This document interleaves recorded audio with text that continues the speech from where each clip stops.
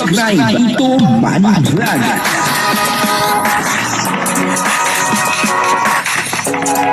Payagan po si Tito Manny Vlog na mag-reactor para pambiling gamot sa kanya pong karamdaman. Krista, binuking kung anong merong klaseng ugali. Etong si Krista, no? At talagang dito ay pinagmaritisan. Etong si Krista, sino po kaya etong nagmamaritis kay Krista? Alamin po natin sa video ito. Siyempre, bibigyan po natin yan ng konting reaction. Ano po, at dito nga ay nalaman natin na meron palang ganitong ugali si Krista. Papanoorin po natin yung video. Pero bago po yan, siyempre ako muna po bumabati sa inyong lahat ng magandang umaga, magandang tanghali at magandang gabi sa inyong lahat mga kapatid. Saan man kayo ng panig ng mundo naroon ngayon, ay mag-iingat kayo palagi at pagpalain kayo ng ating Panginoon. Maraming salamat din po sa patuloy na tumatangkilik sa aking YouTube channel at nanonood sa aking video reaction. Patuloy lang po natin suportahan sila Kuya Bal Santos Matubang, Kalinga Prab at Edna Vlog, Jack Tapia at yung mga kasamahan ko pong reactor sa Kalingap. Ganun din po yung mga charity vlogger na Kalinga partner. Ito po yung video na kung saan dito ay binuking etong si Krista, pinagmaritisan. Etong si Krista, papanoorin po natin yung video at ang kabuuan po ng video ito ay mapapanood po natin sa YouTube channel ni Tatay Junel. Ayun, supportahan po natin Kalingap Tatay Junel. Ayun, ito po yung video. Panoorin po natin. Ganon pa.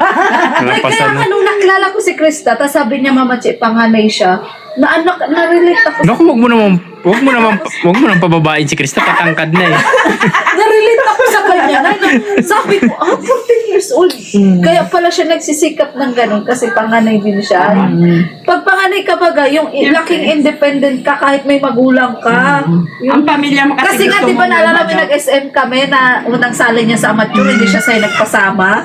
Tapos Hindi ko nga alam na nag-alis na siya. Nilayasan ako. Hindi nagpaalam kay Mama Che. Kaya sa akin, hindi rin naman, minessage ko siya. Sabi ko, saan ka? Sabi niya, ate, dito na ako sa SM. Tapos, palagay na talaga ang loob niya agad sa akin. Sabi ko, sige, puntahan kita dyan. Tapos, nabili ba ko na kay Krista? Wala siyang tatay, wala siyang nanay, walang kapatid. Basta kaya niyang kumanta doon. Ang kasama niya lang ay parang iski ata. Yung paalam niya nung yung una siyang nanalo doon sa yung 30 plus yata sila. Nakuha siya sa top 14. Paalam niya sa akin, kasama niya yung kaklase niya. May gagawin sila ng project. Yes.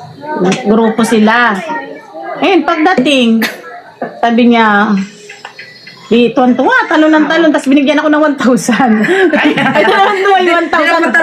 Sabi ko, saan ka galing? Sabi niya, Mama, nanalo ako. Saan? Ano sinalihan mo? Tapos yun nga, sumali daw siya sa Tapos sabi niya, chat daw kung kailan daw ang sunod na na laban nila. Yun ay nice. Tapos yun nga, hindi ko alam na na sila, maglalaban na pala Hindi na maritis nyo si Krista. Nilayasan na ako, hindi na paalam. Kasi iniisip niya, baka sabihin na hindi ko na siya payagan, ganyan, kaya, kasi sabi niya, kasi rito sa akin minsan si Mama kaya hindi na nilayasan talaga. Totoo na Kasi hindi ako naniniwala kung saan pupunta. Kasi na-scout ko si Krista, si Mama Che talaga, panay ang sampay sa ganito. Sabi na, Walang pakialam. hindi, may pakialam siya, pero nagdadalong isip, ano ba ganyan? Vlogging na yan. Sabi niya, si Krista naman, gusto talaga. Tapos yung si tita nga ni Krista, yun, buti, binulot. Ay, ganun yung sinasabi niya? Oo. Ay, buti wala ako dun. Dali sana sa akin. Kasi nga, tinapasok ba gano'n, sunod naman ako. Ikaw kung sino-sino naman dala mo dito, ha? Nakita talaga namin yun na sila. Alam mo nang marami ngayon nangunguha ng bata. Sabi ko, kasi gusto nun nang nangunguha ng mga dalagita. Yung mga napanood ko sa namin nakuha daw. Pero na kami na hindi bad tricycle. Kaya nga, tricycle sila. Ay sabi ko naman, hindi mo naman kilala yung tao tapos basta ka na naman, yun kasi pag talagang gusto niya, talagang nagawa yun ng paraan talaga. Bilang mo kay Krista, sabi ko, sige Krista, sanay na kayo. Nagkakas loob. Kaya ako, tudo yung gawa kong, tapos sabi man natin. Naglaban nun si nanay si Mama Che, bagong laban nun Nay, payag ka, sabi ko, try ko muna, pero binablog niya na kami.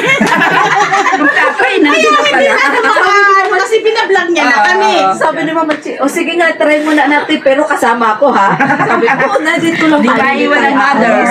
Sabi ko ganyan. Tapos binigyan siya ni, pagkatapos binigyan siya ni Ate Maria ng 300. Ba't tuntua? Sabi mo ba? May 300 ako. Sabi niya. Tapos sabi ko, tuntua ka naman kung mangunguha pala ng bata yun. Sabi ko, kung mangunguha pala ng bata yun, tuntua ka na sa 300. Kakasura ka. Sabi ko ganyan. Sabi Bata pa kasi nun si Chris. Bata pa kasi siya. Tsaka di nakakahawak ng pera yun. Masaya. At saka hindi ko sila talaga pinapahawak ng Saka pera. kasi nag-aaral man baga si Krista. Siguro isip niya, ay may pang allowance na ako. Ay, di na pa okay Ay, naman. First time niya makahawak ng Oo. malaki. Kita mo Kasi yun. nga, Talagang kung magkano lang yung baon nila, yun lang binibigay ko talaga. Hindi ko sila pinasusubra ng baon kasi ayoko nga nung bagang pag maraming baon gala ng gala. Kung sa ayoko noon. Panood po natin yung video, no? At dito nga po ibinuking ni Nanay Che at ni Maria Liga Vlog. Etong si Krista. Sabi nga po ni Tatay Jonel, ay pinagmamaritisan nila etong si Krista, no? Grabe po, no? Talagang napakabait na bata ni Krista, ano po. Yan po ay ayon doon sa kwento po nila. Pero hindi naman po sila nagsabi na mabait.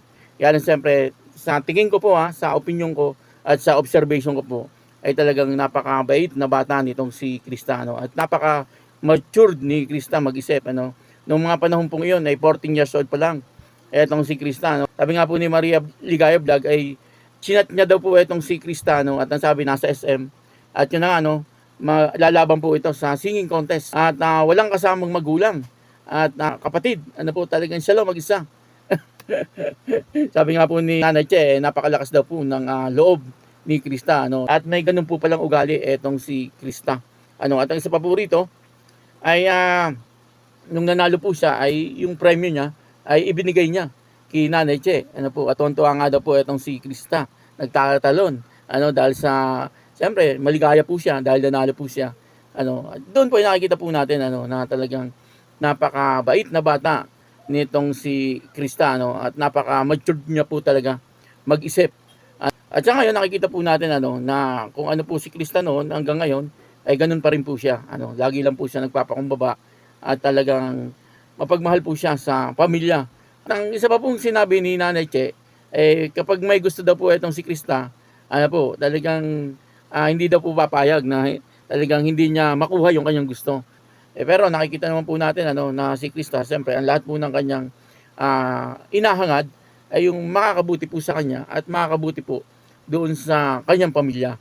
Yun po ang kagandahan din kay Krista. At pa lang ay talagang iniisip na po ni Krista kung paano maginhawa etong kanyang pamilya. At sa ngayon ay nakikita naman po natin na unti-unti ay nababago na po ang buhay nila Krista. Hindi na po katulad ng dati. At ang sabi nga po ni Tatay Junel, pasimula nga daw po nang makita or ma-scout ni Maria Ligaya Vlog etong si Krista, napunta kay Kalingap Tata, pinasa kay Kalingap Rab, ay doon daw po unti-unti na naging maayos yung buhay nila.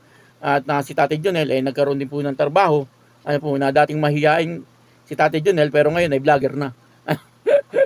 Marami na po bago sa buhay nila Krista. At pinagpapasalamat po natin yan. Siyempre una sa lahat sa Panginoon, pangalawa sa Kalingap, na natagpuan nila itong pamilya ni Krista at nakikita naman po natin na nagiging maayos naman po itong pamilya ni Krista. At loyal talaga sa Kalingap, lalo na po itong si Tatay Junel at si Krista, maging si Nanay Che. Kaya yun, maraming salamat po sa inyo lahat. At ako po si Tito Manny Vlog na nagsasabing God bless you all. Diyos mabalos.